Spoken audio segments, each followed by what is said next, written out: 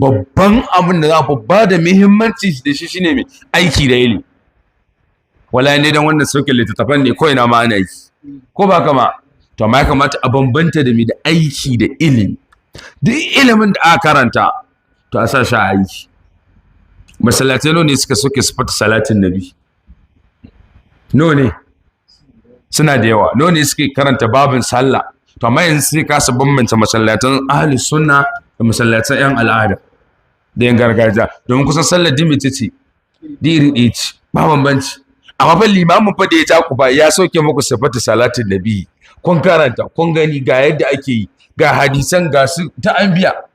Malam zai zo ya ja a cikin ahalari wal itidalu wat tumaninatu, da daidaito da nutsuwa. Allahu akbar, Allah sami aka. To ina itidalin, ina tumaninata? Tana littafi an batta. To wani ba na magana ba ƙananan littattafai ma fa tukunna fa kenan, wanda ma to ya kuma aka ce kowa ya zo ya binciki iya ilimin da ya sani. Ka yi ahalari, ka sauke mararabbuka, ka sauke fawakihu shari'a, ka yi munyatul murid, ka yi wane ne, duk littattafan na yan ƙanana da kake ganin duk ka yi su. To ya kike aiki da su? Kina aiki da su ko kuma kawai da an so miki littattafai kullum kina yau da su a jaka, kullum kana yau da littattafai amma baka aiki da su? So lalle wannan gaskiya daga cikin abin da ya kamata mu sa su. Ya kamata duk wani hidimarsa islamiyya a tsaya check and balance tukunna, a tsaya check and balance ko ba gama. Duk wani limamin masallaci ya kamata a tsaya check and balance. Limamin juma'a ya binciken masallacinsa. Wai yanzu duk ilimomin nan da ake tura jama'a, to ya maganar aiki da shi da kai cewa ito ana ma an ce check and balance. Kaga ai bulaliya ce yanzu, wannan bulaliya da muke kaga ai ba zan ce dan ina faɗa su banda ni ba, kowa ko ba gaba. Ita bulaliya ta zo kai kanka da kake faɗa kowa shafa shi take yi. Ma'ana abin da ake magana shine kowa ya tsaya yi me, ya lura ya gyara ɗin abin da ka sani ɗin nan, wallahi karkara yana shi.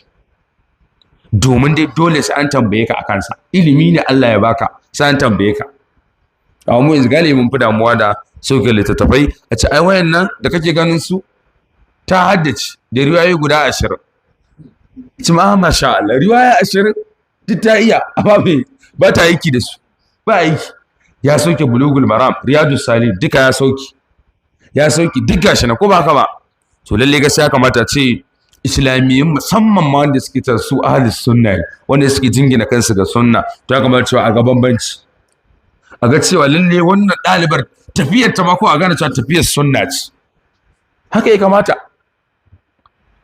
To amma yanzu in aka taso ɗalibai ka iya bambance ai wannan dan makarantar sunna ne, wannan dan makarantar dan al'ada ne ko dan gargajiya, ba ka iya bambancewa ko malam, ba a bambancewa.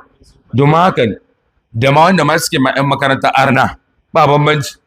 Yadda 'yan makaranta arna sa wani ɗan hijabin jahannama ga fasinja ko tayani gantali, haka dai su ma ɗaliban namu suke sawa, ba bambanci.